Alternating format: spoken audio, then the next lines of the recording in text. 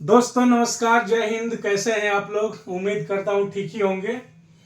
फिर से इस वीडियो के साथ आप लोगों के पास आया हूँ और अभी हम एपस्ट्रॉफी एस का यूज आगे पढ़ेंगे। नाउन चैप्टर चल रहा है, ये हम लोग का दूसरा चैप्टर है, नाउन है। नाउन में हम लोगों ने पढ़ा केस क्या होता है। केस में एक आया पोसेसिव केस। पोसेसिव केस दो तरीके का होता है, दो तरीके से बनता है। एक एपस्ट्रॉफी एस का यूज करके और दूसरा प्रीपोजिशन ऑफ लगा के। अब एपस्ट्रॉफी एस कहाँ कहाँ यूज होता है वो हमने पिछला वीडियो तक पढ़ा। पिछला वीडियो का आखिरी जो था उसमें हम लोगों ने पढ़ा कि कहाँ कहाँ एपस्ट्रॉफी एस रहते हुए भी संबंध का बात नहीं होता है, आपस में कनेक्शन, पोसेशन, अधिकार का या संबंध का बात कहाँ कहाँ नहीं होता है। तो हमने ईट की चर्चा की थी। आप अगर पिछला वीडियो देखेंगे तो आपको पता चलेगा कि पिछले वीडियो में इसकी चर्चा है कि इट के साथ एपस्ट्रॉफी एस लगा के लिखा हुआ रहता है तो ये संबंध नहीं बताता है, बल्कि क्या होता है, इट इज का ये शॉर्ट फॉर्म होता है। अगर संबंध बताना होता है तो हम लोग क्या करते हैं, जैसे इट्स नॉट माइन, यह मेरा नहीं है, अगर ऐसे लिखते हैं तो सेंटेंस गलत कहलाता है।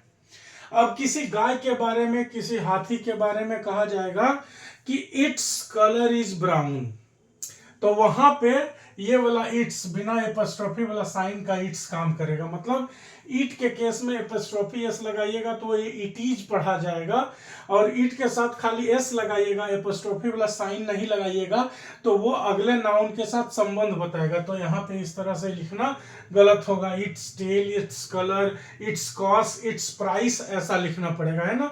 जैसे कहोगे किसी दुकान पे जाके कि ये किताब कितने की है भाई साहब, तब वो कहेगा इट्स प्राइस इज, जो भी बोलना होगा 200-400। तो यहाँ पे जो इट्स लिखा हुआ है इसको आप ध्यान से देखिएगा, इसमें एपस्ट्रॉफी वाला साइन गायब है, एपस्ट्रॉफी साइन नहीं है, इसमें खाली इट के साथ एस रखा हुआ है। ये पिछले वीडियो तक की बात है। अभी इस वीडियो में मैं बताना चाहूंगा कि ये इस पॉइंट को आप देखो, एपस्ट्रॉफी एस आपको दैट में भी लिखा हुआ दिख सकता है, हु में भी लिखा हुआ दिख सकता है, और वाट में भी। ये तीन वैसे एग्जाम्पल्स को मैंने आपके सामने रखा है जो बहुत ही ज्यादा हमारे दैनिक जीवन में यूज में आते हैं। जैसे लिखा हुआ है दैट्स अ गुड क्वेश्चन, अब यहाँ पे दैट में एपस्ट्रॉफी एस लगा दिया और ए गुड क्वेश्चन इसके बाद लिखा, तो इसका यह मतलब नहीं होता है कि दैट और ए गुड क्वेश्चन के बीच में संबंध या अधिकार दिखाना चाह रहा हूं, नहीं, उसका वो मतलब नहीं होता है। ये दैट में जो एपस्ट्रॉफी एस जैसा लगा हुआ दिख रहा है वो एक्चुअली क्या है, तो जो हम लोग दैट इज लिखते हैं उसका शॉर्ट फॉर्म है। आप दैट इज नहीं लिख के दैट में एपस्ट्रॉफी एस का यूज ही करके छोड़ दे सकते हैं, ठीक है। वैसे ही लिखा हुआ है हु इज कॉलिंग यू, ऐसा बोलते हैं ना, हु इज कॉलिंग यू, तो लिखने में, भाषा में, लैंग्वेज में हम लोग हु के साथ एपस्ट्रॉफी एस भी लिखा हुआ देख सकते हैं या ऐसा लिखते हैं। तो इसका मतलब एक्चुअली क्या होता है, who is. What's the matter, क्या मुद्दा है भाई, बात क्या है, क्यों झगड़ रहे हो तुम लोग, क्या बात कर रहे हो, क्या बात है, ये बोलने के लिए हम लोग क्या लिखते हैं, व्हाट्स द मैटर। तो यहाँ पे व्हाट में जो एपस्ट्रॉफी एस दिख रहा है वो एक्चुअली क्या है, वो व्हाट इज का शॉर्ट फॉर्म है। तो इन जगहों पे एपस्ट्रॉफी एस लिखा हुआ आपको दिखेगा, या पिछले वीडियो में जो मैंने एक दो पॉइंट्स बताए कि आपको एपस्ट्रॉफी एस लिखा हुआ तो दिखेगा, लेकिन वहां संबंध बनाने के लिए एपस्ट्रॉफी एस नहीं आता, वहां पे ये मतलब क्या, अधिकार दिखाने के लिए, संबंध दिखाने के लिए, कनेक्शन दिखाने के लिए एपस्ट्रॉफी एस का यूज नहीं आता है, वहां पे आता है इज का शॉर्ट फॉर्म दिखाने के लिए, ठीक है ना। लेकिन बाकी जगहों पे पिछले 3 वीडियोज में, आज ये इस वीडियो के पीछे 3 वीडियोज को आप देखोगे तो उसमें एपस्ट्रॉफी एस का कहां कहां कैसे यूज होता है, कहां अवॉइड करना चाहिए, कहां पे सिर्फ साइन लगेगा, कहां पे सिर्फ एस लगेगा, जो भी रूल्स एंड रेगुलेशंस हैं वो सारे पिछले 3 वीडियोज में बताए हुए एपस्ट्रॉफी एस से रिलेटेड। एपस्ट्रॉफी एस है क्या, फिर से एक बार एक लाइन में इसकी चर्चा करते हैं।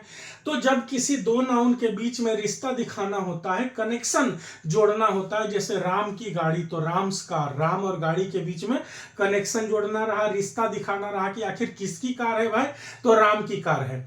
इस बात को बताने के लिए हमें दो विधि का इस्तेमाल करना होता है। एक, एपस्ट्रॉफी एस नाम का चीज को लगाना पड़ता है नाउन के साथ, और दूसरा प्रीपोजिशन ऑफ को लगाना पड़ता है। जो हमने शुरुआत में ही नाउन का डेफिनेशन हम लोगों ने पढ़ा, उसके तुरंत बाद यूसेस ऑफ नाउन में जब आए और केस पढ़ा हमने, नाउन चैप्टर 2 का शायद तीसरा ही वीडियो होगा, वो वीडियो नंबर 3 पार्ट 3 जो होगा मेरे हिसाब से 3 और 4 को मिला के, तो उसमें हमने पढ़ा कि पोसेसिव केस बनता कितने तरीके से है। किसी एक नाउन का किसी दूसरे नाउन से संबंध दिखाना हो तो किस तरह से नाउन को लिखेंगे, तो उत्तर आया 2 तरीके से। कैसे कैसे? एक एपस्ट्रॉफी एस का यूज करके और दूसरा प्रीपोजिशन ऑफ का यूज करके। अब एपस्ट्रॉफी एस का यूज में रूल बताया गया कि ये एनिमेट नाउन के साथ लगता है। एनिमेट माने चेतन, इन एनिमेट माने अचेतन। चेतन माने जिसके पास चेतना हो, चेतना माने बुद्धि, प्राण तो हो ही, साथ में बुद्धि जागृति हो। तो हमने सीधा सीधा उसको डिफाइन किया क्या, कि जो फिजिकल मूवमेंट कर सकता है, माने जो चल फिर सकता है उसको एनिमेट कहेंगे, और जो चल फिर बिल्कुल नहीं सकता उसको इन एनिमेट कहेंगे। खाली प्राण रहने से काम नहीं चलेगा। तो क्या हो गया उसमें, पेड़ पौधा और बाकी सारे निर्जीव, ध्यान रखिएगा इस बात को, पेड़ पौधा और बाकी सारे निर्जीव जितने भी हैं जिनमें प्राण नहीं होता वो होता है इन एनिमेट, इन एनिमेट। और बाकी पेड़ पौधों को छोड़ के जितने भी सजीव हैं वो होते हैं एनिमेट। उसमें लगता है एपस्ट्रॉफी एस, किस लिए, ताकि किसी अगले नाउन के साथ उनका संबंध, उनका अधिकार दिखाना हो। तो हम कैसे लिखेंगे भाषा में भाई, जैसे लिखना होगा मेरे पापा का मकान, तो लिखेंगे माई फादर्स हाउस, फादर में एपस्ट्रॉफी एस लगा। तो एक तरीका होता है संबंध दिखाने का एपस्ट्रॉफी एस।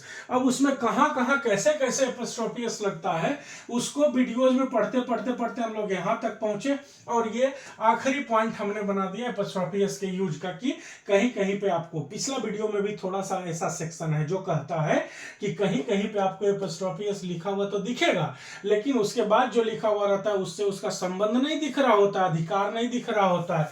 वो इज का शॉर्ट फॉर्म होता है, जैसे दैट्स माने दैट इज, हुज माने हु इज, व्हाट्स माने व्हाट इज, है ना, इट्स माने इट इज। और अगर इट्स वाला केस को देखते हैं तो ध्यान से देखिएगा, इसमें एरर भी आता है।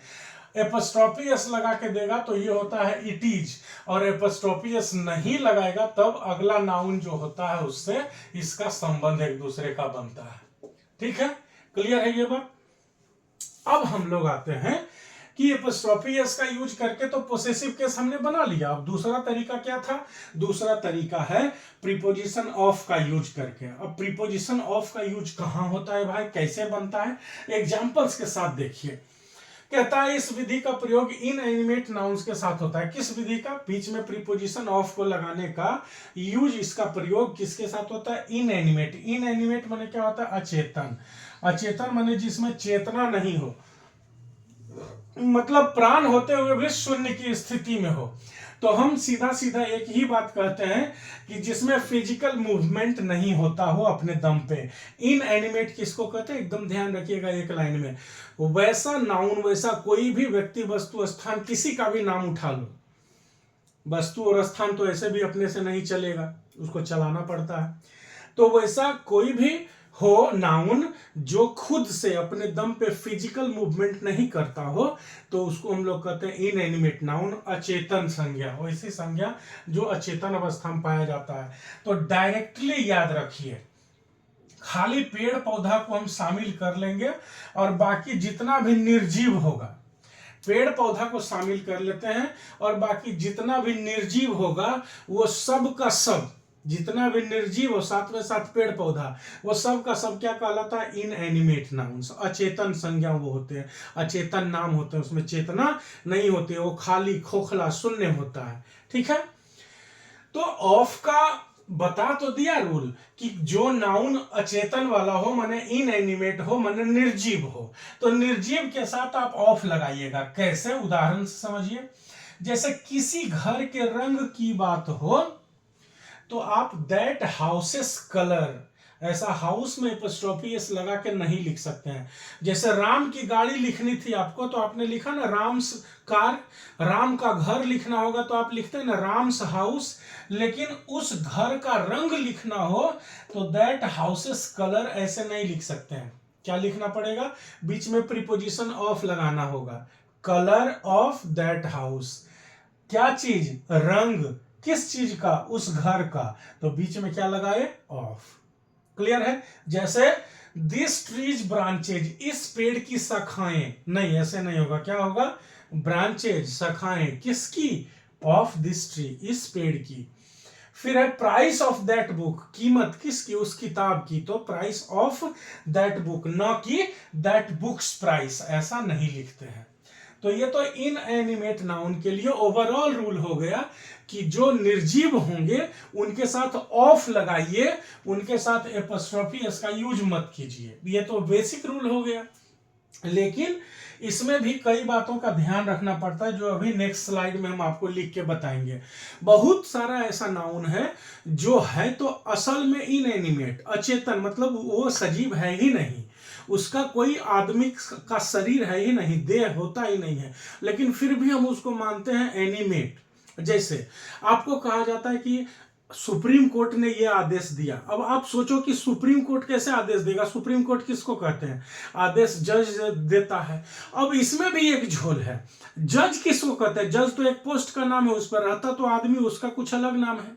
कहता है कि प्रधानमंत्री आज बिहार के दौरा पे आ रहे हैं, तो प्रधानमंत्री तो पोस्ट का नाम हुआ, बिहार का दौरा पर जो आ रहा है उस आदमी का तो भी तो पर्सनली कुछ नाम होगा। तो प्रधानमंत्री, राष्ट्रपति, सुप्रीम कोर्ट, भारत, पाकिस्तान, जितने भी देश के नाम हैं, वो सब एक्चुअली एक धारणा है, एक कॉन्सेप्ट है, पहचान के लिए एक नाम दे दिया गया कि हाँ, जब मैं प्रधानमंत्री बोलूं तो आप क्या समझना, जब मैं भारत बोलूं तो आप क्या समझना, जब राष्ट्रपति बोलूं, एसपी, डीएम, कलेक्टर, पियून, कुछ भी बोलूं तो आप क्या समझना। ये इंडिकेट करने के लिए, पहचानने के लिए सबको नाम दे दिया गया, जबकि आदमी का पर्सनल अपना अपना अलग नाम भी होता है। तो है तो इन एनिमेट असल में। सुप्रीम कोर्ट चल फिर सकता है, चलने फिरने वाला चीज है, नहीं है ना? जज चल फिर सकता है, जज मतलब वो आदमी, ध्यान से समझिए इसको, क्लियरली इसको समझना है, एकदम दोनों में अंतर पैदा कीजिए। कि अगर कहा जाए जज साहब आ रहे हैं, तो मोहन, रोहन, सोहन, कुणाल, शंकर, जो भी जज होगा वो ना आ रहा है, क्लियर? लेकिन कहता क्या? जज आ रहा है। तो जज तो एक पोस्ट का नाम है, प्रधानमंत्री आ रहे हैं, प्रधानमंत्री तो पोस्ट का नाम हुआ, आ तो रहे हैं। आज की डेट में बात करें कि कहा जाए प्रधानमंत्री आ रहे हैं, तो कौन आएंगे? आएंगे नरेंद्र मोदी। तो अब नरेंद्र मोदी आ रहे हैं और प्रधानमंत्री आ रहे हैं, दोनों में क्या अंतर है? दोनों में खाली नाम जो लिखा, एक जगह नरेंद्र मोदी प्रॉपर नाउन, एक जगह प्रधानमंत्री लिखा पोस्ट का नाम, इसी का ना अंतर हुआ। तो इसमें ध्यान देना होता है कि आखिर वैसे नाउन के साथ हम क्या करेंगे जो है तो असल में इनएनिमेट, उनका कोई अस्तित्व नहीं, खाली पहचान का नाम है, उनका शरीर है ही नहीं, वो तो पोस्ट के नाम है, टाइटल के, पद का नाम है, या टाइटल जो होता है, उपाधि मिलती है, उसका नाम है। लेकिन फिर भी उसमें क्या करेंगे? तो उसके लिए आप इस स्लाइड को देखिए। ओके, मैं इन्हीं एग्जाम्पल्स की बात कर रहा था कि एनिमेट नाउन्स में हम लोगों ने अभी अभी क्या पढ़ा कि एनिमेट नाउन्स में एपोस्ट्रोफी एस का यूज होता है, और दूसरा जो तरीका होता है पोसेसिव केस बनाने का, रिलेशनशिप दिखाने का, वो किनके साथ लगता है? इन एनिमेट नाउन्स का। दोनों में अलग अलग हो गया। दो तरीका होता है पोसेसिव केस बनाने का, संबंध कारक दिखाने का, एक दूसरे पे अधिकार दिखाने का, किसी नाउन का किसी दूसरे नाउन से रिश्ता या रिलेशन दिखाने का। दो रास्ता होता है कि उस तरह से आप शब्दों को लिखिए, दो प्रकार से शब्दों को लिखिए, दो नाउन्स को लिखिए, ताकि पता चल जाए कि किससे कौन जुड़ा हुआ है। ये लिखने का दो तरीका है। कौन कौन सा? एक एपोस्ट्रोफी एस का यूज है, दूसरा प्रीपोजिशन ऑफ का यूज है। एपोस्ट्रोफी एस का यूज हमने पिछले तमाम वीडियोज में पढ़ा, जो भी 4-5-6 वीडियोज आए हैं उनमें। फिर अभी हम लोगों ने क्या पढ़ा कि अगर नाउन इनएनिमेट है, अचेतन हो, मतलब निर्जीव हो, तो क्या होगा? तो उसमें एपोस्ट्रोफी एस का यूज कहा गया कि नहीं होगा। किसका यूज होगा? तो प्रीपोजिशन ऑफ लगाएंगे। जैसे अभी पिछली स्लाइड में हमने कुछ समय पहले, कुछ मिनट्स पहले देखा क्या कि अगर लिखा हुआ रहेगा दिस हाउसेस कलर, तो गलत हो जाएगा, होगा कलर ऑफ दिस हाउस। जैसे लिखना होगा इस बोर्ड की लंबाई, तो दिस बोर्ड्स लेंथ, अगर हम लिख दें दिस बोर्ड्स लेंथ, अगर ऐसा लिख दें हम, तो ये गलत हो जाएगा। हमें क्या लिखना पड़ेगा? हमें लिखना पड़ेगा लेंथ ऑफ दिस बोर्ड। तो लिखना होगा इस बोर्ड का कलर व्हाइट है ना, तो ये कहेंगे this boards colour is white, तो गलत हो जाएगा। क्या कहना होगा? कहना होगा colour of this board is white. तो इसमें ऑफ लगाना पड़ेगा। तो एक तरीका है एपॉस्ट्रोफी एस लगाने का और दूसरा तरीका है ऑफ लगाने का। ऑफ लगाने का तरीका अभी जस्ट पहले हमने पिछले स्लाइड में देखा, और अभी का स्लाइड में क्या है सामने, ये कहता है कि वैसे इनएनिमेट नाउन्स जो किसी सजीव का प्रतिनिधित्व माने रिप्रेजेंटेशन, प्रतिनिधित्व माने रिप्रेजेंटेशन इंग्लिश में होता है, हिंदी में प्रतिनिधित्व, मतलब कि वैसा कुछ नाम हम लिखें जो दरअसल एक्चुअली हो इनएनिमेट, लेकिन उससे रेफरेंस मिलता है एनिमेट का, उसका अर्थ एनिमेट का निकलता है, वो यूज किया जाता है एनिमेट के लिए, खुद होता है इनएनिमेट लेकिन यूज किया जाता है एनिमेट के लिए। जैसे मैं बोलूं एसपी, जैसे मैं बोलूं ब्रिगेडियर, जैसे मैं बोलूं कर्नल, तो एसपी, ब्रिगेडियर, कर्नल, राजा, रानी, महामंत्री, ये सब क्या है, ये पोस्ट और टाइटल के नाम हैं जो कि कोई भी आदमी को उपाधि, जैसे आप अभी प्रधानमंत्री के लिए चुन लिए जाओ, इलेक्शन जीत गए, एमपी का पार्टी ने आपको नेता चुन लिया तो आप प्रधानमंत्री बन जाओगे। तो आप जो भी हैं, रविंद्र हैं, मोहन है, सोहन है, गणेश है, सुरेश हैं, कोई भी आप हैं एक अलग प्रॉपर नाउन, आपकी अलग आइडेंटिटी। आपका आधार कार्ड पे नाम में प्रधानमंत्री लिखा हुआ रहेगा, नहीं रहेगा ना।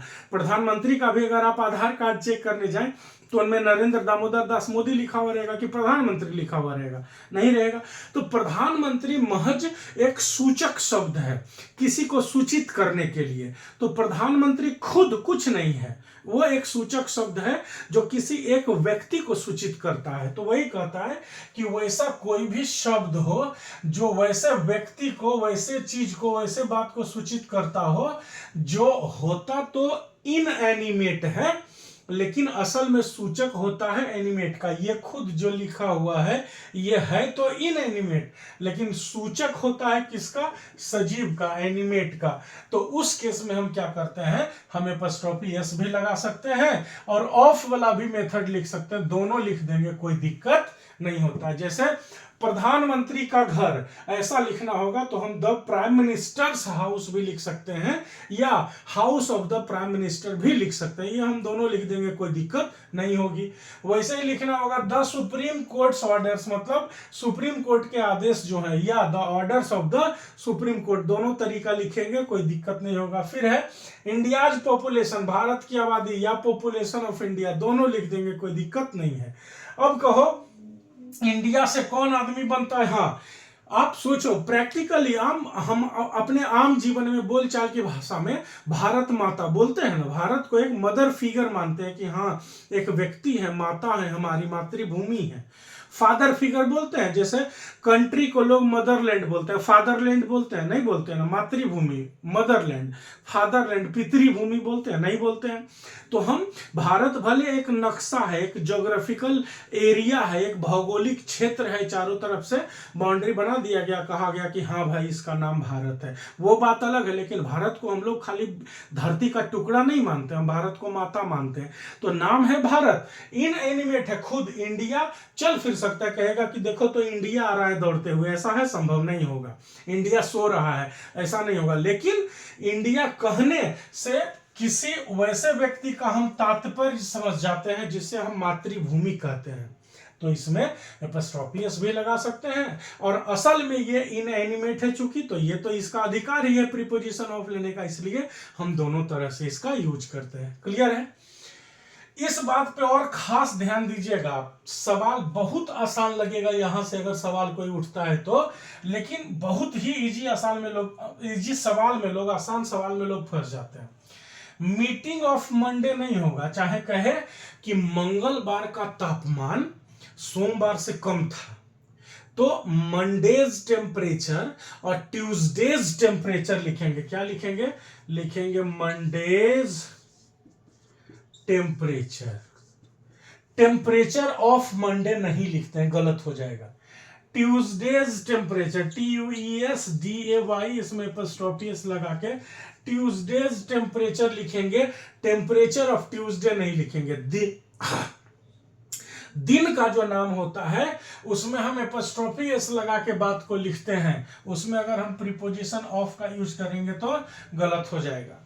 समय के लिए जैसे 90s के बच्चे, तो 90 जो प्लूरल बनाने के लिए होता है, 1990 के लिए तो वो नहीं, यहाँ पे एपॉस्ट्रोफी एस लग रहा होता है। क्लियर है?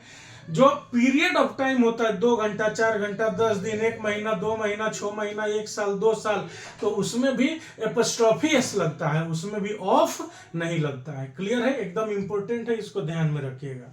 तो अभी तक हम लोगों ने क्या सीखा, मैं एक बात और बता दूं आपको, हम लोग एकदम बेसिक से चल रहे हैं और बेसिक से एक लेवल तक आ रहे हैं। ऐसा नहीं सोचना है कि मैं जो पढ़ा रहा हूं वो अंग्रेजी का अंत है। भाई अगर अंत रहता तो इतना तो 8वां 9वां 10वां 11वां 12वां तक के लोग पढ़ लेते हैं, फिर उस पर ग्रेजुएशन होता है, 3 साल का 4 साल का कोर्स होता है, पीएचडी तक होता है ना। हमारा काम का जो है मतलब हमारे कंपटीशन के लिए अभी ग्रेजुएशन लेवल पे जनरल कंपटीशन जितना भी होता है या इंजीनियरिंग वगैरह सेक्शन में भी जो कंपटीशन होता है उसमें जिसमें इंग्लिश पूछा जाता है, उस लेवल तक का एनडीए का, सीडीएस का, एयरफोर्स का, सीजीएल का बेसिक 0 से लेके और इन सारे एग्जाम तक के लेवल का मैं कवर कर रहा हूं। ठीक है ना। तो एकदम से नहीं, कहीं से कोई मतलब कि आ गया, कहीं से वीडियो देख लिया, किताब देख लिया, तो उसमें कहीं एक आध पॉइंट इधर उधर से लिखा हुआ है, चाहे एक्स्ट्रा लिखा हुआ है, तो ये नहीं कहेंगे कि देखो ये तो छोड़ दिया। ठीक है ना। इंग्लिश इससे आगे भी बहुत दूर तक है, इसकी हदें और भी हैं। मुझे जहां तक जो उचित समझ में आ रहा है कि हाँ हमारे काम लायक का यहाँ 0 है और यहाँ तक चाहिए, इतना में हमारा लगभग सब कवर हो जाएगा, तो मैं यहाँ तक लेके आ रहा हूँ। ठीक है ना। आराम आराम से पढ़ते हैं इसको। अभी अगला स्लाइड क्या होगा, अभी हमने पढ़ लिया कि नाउन को 2 तरह से यूज करते हैं। कैसे कैसे, तो एक उसके कैरेक्टर को यूज करते हैं। नाउन का कैरेक्टर माने क्या हुआ कि सब्जेक्ट का जगह सब्जेक्टिव केस, ऑब्जेक्ट का जगह ऑब्जेक्टिव केस, कुछ ऐसा सिचुएशन आ गया कि पोसेसिव केस बन गया। फिर नाम लिया हमने तो वोकेटिव केस। सवाल हमने पूछा था आपसे शॉर्ट्स में, उसका आंसर भी सुन लीजिए, हालांकि शॉर्ट्स में भी आंसर गया हुआ है कि वोकेटिव केस नहीं रहता तो क्या होता। अब आप देखो, अगर आप कहो Ram bring me a glass of water, bring me a glass of water, Ram bring me a glass of water, अगर ऐसा कहना हो और आप राम नहीं बोलो, वोकेटिव केस का यूज क्या होता है कि आदमी का नाम लेके कहना, कि आप जो काम बोल रहे हो वो किसको बोल रहे हो, वो नाम लेके कहना। तो अगर आप Ram bring me a glass of water नहीं कहेंगे, खाली कहेंगे bring me a glass of water, तो एक ही सिचुएशन होगा जब राम समझ जाएगा कि मेरी ही बात हो रही है। कब? जब वहां पे सिर्फ राम रहेगा।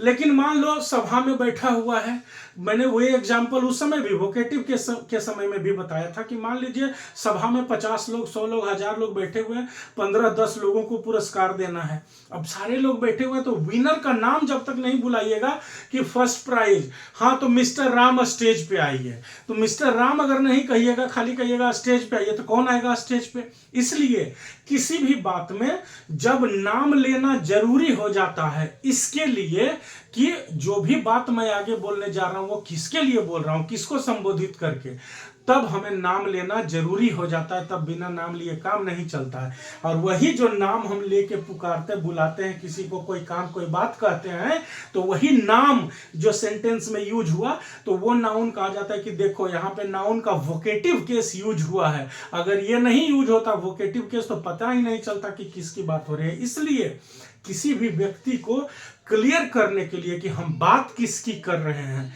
किस आदमी का, किस व्यक्ति का, वस्तु का बात कर रहे हैं, सेंटेंस में, वाक्य में उसका नाम लेना जरूरी होता है। और जैसे ही नाम लिखे तो कहा जाएगा कि यहां वोकेटिव केस इस नाउन का आ गया। तो हम लोगों ने क्या पढ़ा कि नाउन 2 तरीके से यूज में आते हैं। एक जो केस होता है उसका कैरेक्टर यूज होता है, subjective case, objective case, possessive case, vocative case use होता है। और दूसरा क्या होता है, दूसरा यूज होता है उसका रूप, फॉर्म, जिसको हम लोग पढ़ते हैं नंबर के नाम से, सिंगुलर और प्लूरल। तो हम लोगों ने केस पढ़ लिया पूरा, सब्जेक्टिव केस का सब्जेक्ट के तरह कैसे यूज होगा, ऑब्जेक्ट के तरह कब कहां यूज होगा, पोसेसिव केस कैसे कैसे बनता है, 2 तरीका में, एपॉस्ट्रोफी एस कहां लगता है और प्लस नाउन कहां लगता है, ये सारा हमने देख लिया। वोकेटिव केस क्यों होता है, सब कुछ क्लियर हो गया। अब दूसरा तरीका बचा नाउन के यूज का, कौन सा, जो प्लूरल और सिंगुलर फॉर्मेट पे होता है कि कौन सा नाउन प्लूरल है, कौन सा नाउन सिंगुलर है। तो नेक्स्ट वीडियो में यूजेज ऑफ नाउन उनके फॉर्म के हिसाब से, based on their forms, singular और प्लूरल, अगले में वहां से शुरू होगा कि कौन सा नाउन हमेशा सिंगुलर होता है, कौन सा प्लूरल होता है। ठीक है ना। आज के लिए इस वीडियो के यहीं पे अंत करते हैं। अगर आपको वीडियो अच्छा लग रहा है तो प्लीज शेयर करें, चैनल को सब्सक्राइब करें, औरों से सब्सक्राइब करवाएं, ताकि हमें भी थोड़ी प्रोत्साहन मिले और मैं और ज्यादा एनर्जी से आपके लिए काम करूं। ठीक है ना। तब तक के लिए thank you, all the best.